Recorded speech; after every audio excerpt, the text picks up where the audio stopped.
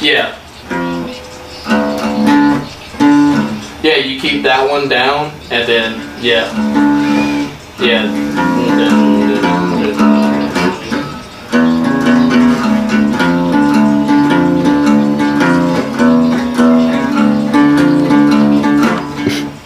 Yeah.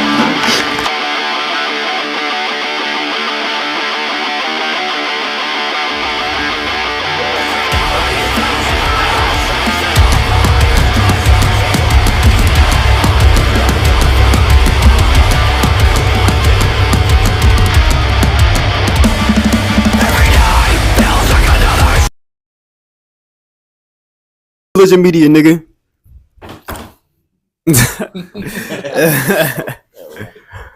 Yo, what's up? What's up? I got introduce yourselves. My name is Peyton Russell. I play guitar for Dead Etiquette. Billy Hughes. I play drums. Danny Nicholson. I play bass and I scream. Okay, what's up? Well, that's good. That's good. That's good. I would ask like at first if y'all were going a 3-man, but y'all are married. Some of y'all are married, so I ain't gonna ask if y'all like. Oh, no. But y'all going a 3-man. No. Oh, Negative Ghost Rider. hell no. So boom. I noticed y'all did y'all first show at Shady Nasty just out there branded together. Mm-hmm. How was that coming in? How was that feeling at first going in and everything like that? For me personally, it was super nerve-wracking. I had played live before, but never as a front man. And being a 3-piece and being in metal, I wanted to make sure that we sounded full and everything translated to the crowd, and it was still as intense as what other bands are able to bring to the table as a 4-piece or a 5-piece or even bigger, some of them. Shoot, the build up to the show was actually way more nerve wracking than the show itself. Once I got there and kind of knew how everything was going to get laid out, it wasn't too bad until we started, and then I maybe I fucked up once or twice, but I think I might have been too comfortable actually. But no, it's been a long time since I played shows. It's probably been 13, 14 years since I even played any kind of live anything. Mm-hmm. So like I said, the build up to it was stressful. But day of, it wasn't too bad. But, that's just how it is. Yeah. And, for me, it was the response that was crazy, the crowd was really wild. And, as far as everybody just going crazy to songs that they had never heard, we had one song out, at that point. And, it had streams. We had a lot of people listening to it. But, a lot of people there didn't know who we were, and I think that's the cool thing about Shady Nasties too is they have dedicated people that will go just no matter who's playing just to have a good time, and it felt really good to be a part of that. It really did. It always feels really good to be part of that. Shout out Shady Nasties. I fucked up the fucking mic second time in, bro. Only a minute in. New religion media shit, nigga. We got Dead Etiquette in the building. What is y'all musical background? I know for a fact, I came up with Danny and everything like that, just making rap music and everything like that. But what was y'all musical background? Mine's really just been rock and metal. I love all types of music. I'll go from Billie Eilish, Adele to some Travis Tritt country. I listen to literally everything. And it's really cool being able to pull from inspirations like that into our music. We got a little bit of country twang stuff and my playing. You ever two-step? Huh? You ever two-step? No. You ain't never no, man. You done dancing to country music? No, not me. What? You just sitting there I got 2 left feet, man. Oh, damn. No, I'm just but yeah. Yeah, so I came up on a lot of stuff. My parents were always my mom was always into Limp Bizkit and anything from Limp Bizkit to Eminem, but also 80s stuff Heart and all that kind of crap. And then my dad, he got me into Zeppelin and all the old school 70s bands and stuff like that.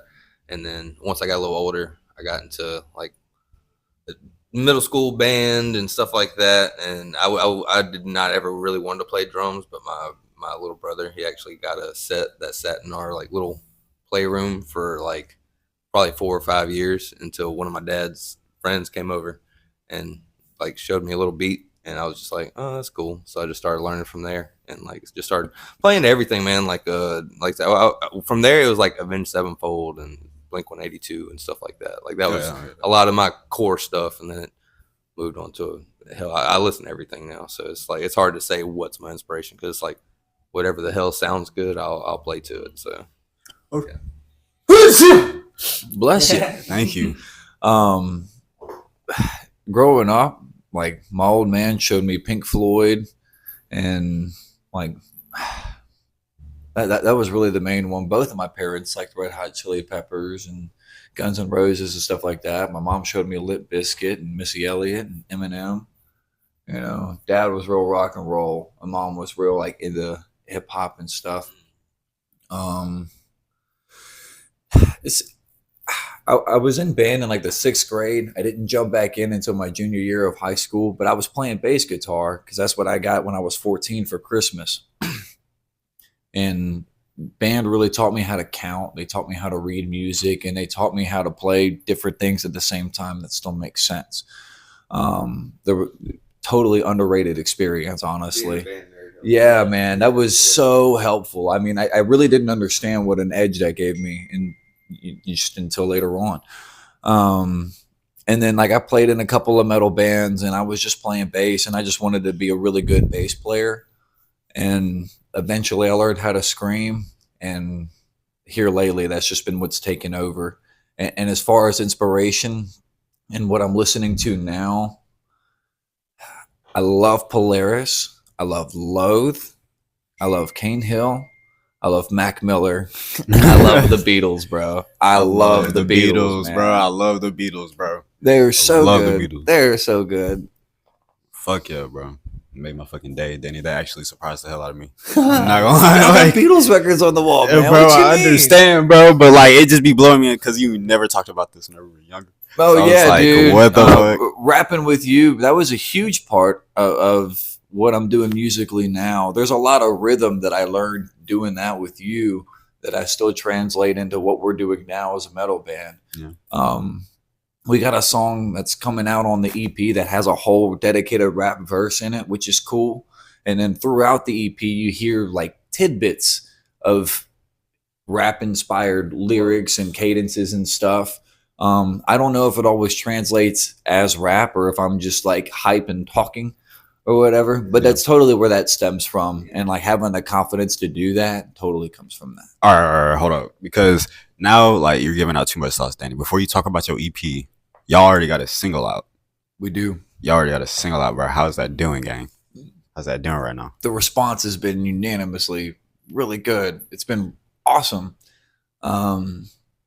Super nervous, you know, like finally putting out a song. And man, just everybody's really, really digging it. And I just can't wait for them to hear everything else that we got going on. Yeah, no, the song is wild. The producer we're working with for this one did really good on like just all around on structure and like making everything sounding really, really freaking good, bringing all the ideas that we had like together. And then especially with all the stuff that y'all said that y'all changed while you were up there, like did some little fine tuning and stuff. It was all super like, it was crazy. 'Cause I never worked with anything like that, or like, you know, I wasn't able to actually go with them up to Nashville these few times to do the production and stuff with them. We did a lot of stuff here and then sent it up there for him to, you know, kind of translate it over, especially stuff we did with Joey and everything. And no, it's been a wild process because like I said, I've never even been a part of anything being actually released or anything like that. So it's been cool. It's been really cool. Hell yeah, that's cool. Yeah. That's cool as fuck. And like one of the coolest parts to me about this whole process is like they were talking about being in band in like middle school, high school, whatever. I never got that. So like whenever I first started playing, it was like me and my brother. So like I just learned everything that he would teach me, you know, and like it's been really cool like learning like all the production stuff of this. It has been really fucking hard. Like it's like, man, I've had them on my neck like, dude, it's like fucking, it's right there, man. I'm like, am I going fast or am I going slow? Like I have no clue. But yeah, like that part of the production has been like really cool to just experience. And like Fluke, man, like everything with Fluke, like it kind of happened all of a sudden, you know, whenever we look back and think about it, because we have been sitting on like some of this music for a little bit, you know, And then whenever it come down to it, like we announced Fluke 2 weeks before it come out. You know, that next week we're playing at Shady Nasties. You know, or like the week after we released it, we played at Shady Nasties. A couple of days after we played at Shady Nasties, it got played on the radio for the first time. Hell yeah. You know, and like it's just like a surreal feeling, especially me being from like Pascagoula, Mississippi, like growing up in that area. You know, like I got to listen to my song on like my childhood radio station that I listened to all the time. And like that was like a pretty surreal feeling. Hell yeah, that's crazy. That's crazy. Yeah, how's that songwriting process going for y'all? Oh man, like it's crazy. And like whenever we think about it, Fluke really come together. We had the idea for Fluke for like months. And we're like, okay, well we got that, you know, like we were still working on some other stuff. And then like we got those ideas done. We recorded like some demos of them. And then Danny was like, hey, how about that song Fluke? And then it's like, oh, you mean this one? And then like we just like threw it together probably like 2-3 days. And like it's been that way ever since. Like it stuck, you know, like we changed a couple of little things in production, but like that song's basically what it was whenever we wrote it. Yeah. Oh, my bad. Don't mean to hog it. Shoot, what was the question there that we were answering? Songwriting process. Oh yeah. Hilarity. Well, no, see, they had been working on this like a little bit before they found me and we started working together. So the first 2 songs, I can't remember which ones. If it was, I don't even want to say the names of the other ones unless we're supposed to or not. But it was Fluke, one of the first ones that y'all already had. It was one of the OG. I was gonna say so yeah. Some of these songs they already had like some drum ideas to it from the previous producer, and then I kind of just had me play into it to see if I could like keep up with everything. And then once we actually started putting some stuff together and writing these other songs that y'all be hearing soon, it's been wild, man. I've always been playing. Like me and my brother also, like how he was saying he came up with his brother. Me and him been playing since we were young. I started teaching him drums a little bit, then he moved on the guitar, and then we just started just jamming on everything. So I've always been like, my main thing has been learning songs. I was never someone who actually wrote anything. It was just playing songs and playing stuff to songs. So I was kind of like coming up with stuff. So once they had some killer shit to bring to me, I was like, okay, I want to try to actually write. So it's been really cool. It's been really cool. I've been actually able to work on that muscle that I wasn't able to work on before, as far as just actually coming up with stuff that's going to stay there and then I'm gonna have to reproduce, rather than just like a one shot through a song that I'm just like doing some cool stuff, and freestyling and stuff. So It's been cool. It's helped me a lot.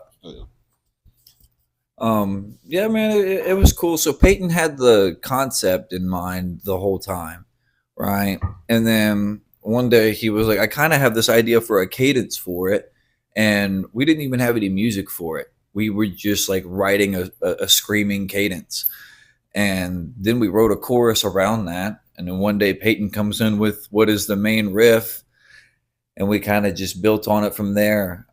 I think I threw in some ideas on the breakdown, but instrumentally and conceptually, that was really Peyton. And we had, excuse me, well, we had the first version of the lyrics, which basically stayed the same. And then when we went to go record it, we realized we had outgrown a couple of those lyrics, and we changed a couple of them. Peyton had a huge input on that. Probably it was the most lyrically involved. I think you were on the whole record, you know. So I think that's worth noting. But it was cool. We kept going at it until we couldn't get it wrong. You know, we try to play our songs enough to either love them or hate them, and if we hate them, we'll get rid of them. And generally, we know pretty quickly. The EP is going to have 5 songs on it, and I think we wrote 9, 10. Yeah. You know, if it doesn't stick, it doesn't stick. And this one, it felt good from the moment we wrote it, and that's why we were confident to release it first. I think it makes a really good first impression for us. For sure. Danny, why do you just have your socks out right now, gang? I don't like people wearing shoes in the house. I can't pull my socks out, man. I can't pull my socks. You see what I'm saying? Yeah, I can't do that, bro. That's cool, man. Who, Danny? I grew up with your ass. Okay. Now we got to start from the top. How was your growing up? Pass the mic to me. How was it like for you growing up? How was it like for you? So like I didn't grow up like like dirt poor. Didn't grow up with a lot of money either. So I was like somewhere in the middle, you know, like we never went without, but like I remember me and my brother, whenever I first started playing, we shared a guitar and we shared a guitar amp, you know, and like that is what made me like really want to play, you know. It's like I thought my brother was the coolest thing in the world, you know, and like wanting to be in there doing something with him. So like that was really where we spent most of our time, you know, and like I got another brother too, and like he's really into music, but he doesn't play music. He didn't get that gene. But yeah, no, so I mean it was really just all music from my childhood, you know, as far as listening to music, like my brother coming home from like his fast food job on a Friday, like swinging by Target or Walmart, picking up a new CD, like me and him checking it out. Like it was a lot of Hinder, Nickelback, Papa Roach, you know, like even Limp Bizkit and stuff. My dad was a big fan. Like he was a big fan of like 80s music, you know, but like my dad loved everything, you know. Like I remember like my first recollection of like hearing like emo music or anything like that was actually with my dad, you know, like My Chemical Romance, stuff like that. Like my dad, like he never like, you know, some like old people was like, oh, the 80s or nothing. My dad was never really like that, and I thought that was really cool, and like I got exposed to a lot of new music and stuff that way. I thought that was really cool about my childhood. Yeah, it's super cool. Fuck all them old heads. Oh yeah. Yeah, fuck all them old heads. Yeah, kind of the same as him. I didn't really like come up broke or rich or anything like that. It kind of like fluctuated depending on what age I was and how my family decided to do their whole thing. So like there for a while we were doing good, and then of course I think everyone my age kind of like remembers around like 2008 whenever everyone's kind of had to like either downgrade, either they were already okay and it just didn't get affected, or they had to like kind of downgrade their whole lifestyle there for a while. So there was that back then. I don't even remember if I was probably only like 10 or something. So all I know, I was like, damn, there's less toys and the cable's off. What's going on with that? And so, yeah, like, but then again, it just fluctuates back and forth and stuff. So, yeah, coming up, it was always cool. We were good enough to, you know, have a drum set in the house and a way for me to learn some stuff. So it was good enough, you know, to get by. Parents always did what they, you know, tried as hard as they could, make sure everybody was, you know, getting what they needed. No one went hungry. I was actually a little fat kid, so I definitely didn't go hungry. Yeah. So yeah. No, it was cool. Like kind of like he was saying too. It sounds like all of our parents are kind of about the same. Like our moms were into more like the 80s and like kind of poppy stuff, and then our dads was into like rock and 70s, but they didn't dislike anything. Yeah. But yeah, no. Yeah, it seems like we all kind of came up about the same way. But yeah. Growing up, similar to you, it kind of fluctuated. Sometimes we're darker than others financially, but never went hungry. Always had clothes that fit. You know, my parents put me first. You know, I really got nothing to complain about. They always gave it their best. They were really, really young when they had me. I mean, younger than I am now, and I couldn't imagine having a child right now. It's wild. It's wild. No, love my parents. Extremely grateful. That's why none of our songs are about them, I reckon.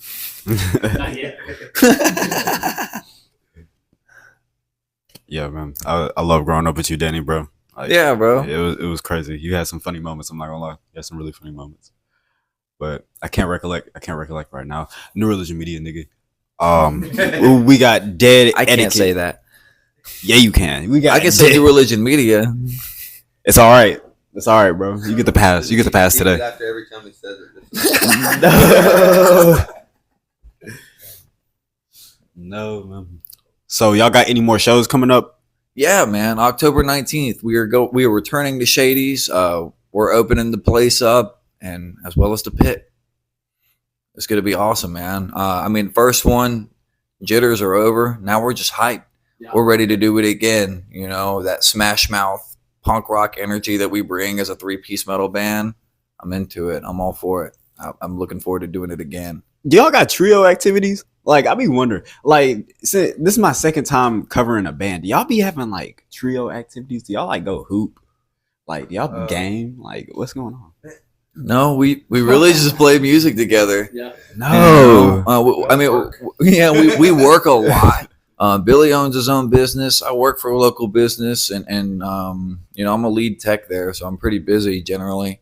Peyton works full time, sometimes a lot more. You know, but we're just working and trying to take care of business, and we're trying to create things in our own home time so that when we do get a chance to rehearse, once rehearsal's over, then it's like, okay, we have a few minutes to jam. What does anybody have right now? Is there anything good here that we could build off of? And I think that's what creates our best music. Yeah, we're all so freaking busy. That's another thing. It seems like nowadays, unless you're super young, still living with your parents or something, where you have time to just work on music and you're actually like there enough to be able to take advantage of that time. Nowadays, people trying to do music are like in their mid 20s, maybe 30 or so, and realizing that they just have to like make enough money to fund it to where they can actually use whatever talent they have and like do it before they get too old to not do it. You know what I mean? Because eventually, you never know how things are going to go. Whether you have a good job or not, you never know if it's going to go bad or not in the future. So it's like you might as well try to do something with it now while you can. You know what I mean? And I got 3 kids too, so it's like I'm slap busy. Like I'm always busy. So it's really hard for us to have any kind of free. It's hard enough just for me and my wife to try to have any kind of free time. So it's been really fortunate that we've been able to do this, and I've been able to like, you know, we've been able to like schedule time that actually tends to, because that's always been the hardest part for a band, is for anyone to have the same day off, and we've been able to do that for a couple years now. So it's been fortunate, pretty much is all I can say. Yeah. And like I have the like least draining job that there is, you know, like I go in 8 hours, I leave, you know, I do work overtimes like sometime, but like not very much. So whenever I get off, like I might be working on something, I'll be like, oh, this sounds cool, let me send it to Danny. And then like 4 hours later, he's like, bro, I'm still at work. Like I'll send something to the group chat and it's like crickets until like 10 o'clock at night. I'm like, damn, those dudes worked all fucking day. Like, are they fucking okay, man? No, so like, but like the one thing that we do have is our rehearsals. You know, we get in there, like it probably takes us like 30 minutes to maybe run through our set right now, or like our live set. And like after that, we might run through it a couple of times, but like we get together for like 3-4 hours, you know, and like we just chill. We write new stuff. We work on new stuff. We like hash out like some of the performance aspects, like what we're going to do here and like stuff like that, you know? So I think it's really cool getting together and doing stuff like that. It's when we like generate ideas and stuff and make band decisions. Yeah. Hell yeah. Woo! So wrap it up. Goddamn. Do y'all have anything coming up right now? Do y'all have any new music coming up right now? We actually do. So we have one. I can't give you a date right now. That's kind of confidential right now. Yeah, but we are working on something. And for the people out there that know who we are, like they know what we got coming out. Should we give them more hints? We can give them the title, and I think we can tell them not who, but yeah. So like this is actually one of the first songs that we wrote as a band. This is like they were talking about the OG3. This is the 4th one that we wrote, and it's called The Floor is Lava. And it's got a collaboration on it. Some people know, some people don't, but it's gonna be really sick, and I hope everybody likes it. Oh yeah. What's y'all got? What was the question? Y'all got anything coming up? Oh yeah. Well, sorry, I was like, he answered the question. Yeah. I was like, yeah, no. I'll ask you something different. Okay, yeah. Is there anything that you want to say to the youth? To the youth, go to school and learn how to fix shit.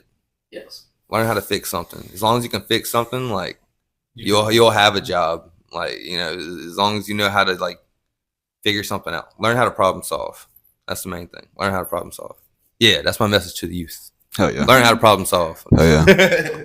All right, Danny. Is there anybody that you want to shout out, call out, you know, anything like that? I'd like to shout out my fellows in After Dusk. They've been really, really supportive and helpful throughout this. I'd like to shout out the fellas in Caving In who have also been super supportive. Before they even heard any of our music, they were just like, here's another local band who's like up and coming. They didn't know who any of us were, but they supported us anyway. That was really cool. Shout out to our producer for the pre-production, Joey Miller. Shout out to our producer who did the post-production and all the recording, Jonathan Dolise up at Concrete Studios. Shout out Cody McKenzie from Die Young, because he was my first vocal critic that really, really said something that I'm not going to say like got to me. It didn't like hurt my feelings, but I was like, okay, I hear you. And I became a better vocalist for it. So shout out Cody McKenzie. And Die Young. They just released a new song. It's a banger. That's what's up. All right. Yeah, that was my last question, but I got one more. How's like the landscape of the scene for y'all? Like, how's the landscape of everything? Right now, it's beautiful. And we're the freshly planted flower here, and we are blooming rather quickly. I mean, we played our first show, and our Spotify streams doubled. I mean, that was really cool. Not that we had like 5,000 and it grew to 10,000. It wasn't like that. But for somebody who released a song a week ago and had like 50 monthly listeners, now we have 100 monthly listeners after playing that first show. I feel like we're doing something right. We're resonating with people, and that's the most important thing for me. And that people just enjoy the music, and we're being welcomed into the scene. You know, we're trying to come into it humbly and just embrace everything that's there, you know. No, good. No, the scene's been crazy. Like I said, I haven't really been a part of it in like the past decade, but I was definitely shocked whenever I saw the turnout at the Shady Nasty show. I didn't really know there was that. Like, I knew there was groups of scenes, but they didn't really have a place to all converge. You know what I mean?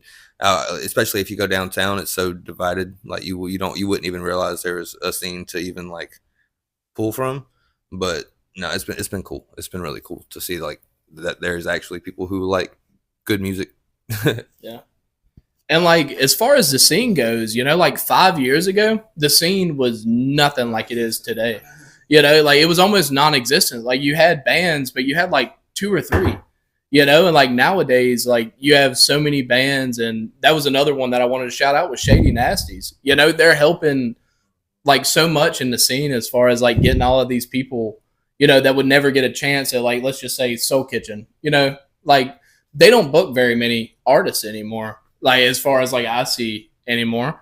But yeah, no, it's really cool. Like we got places like that where the scene is like alive and thriving right now, you know, like Shady Nasties will be packed out wall to wall all the way out the door, you know? And like I think that's really cool, like that the scene is starting to come back up now. And I'm glad to be a part of it. Hell yeah. Oh God. It's a tamed ass interview. New Religion Media, nigga, we out of here. All right, cool. Yeah. Pretty calm.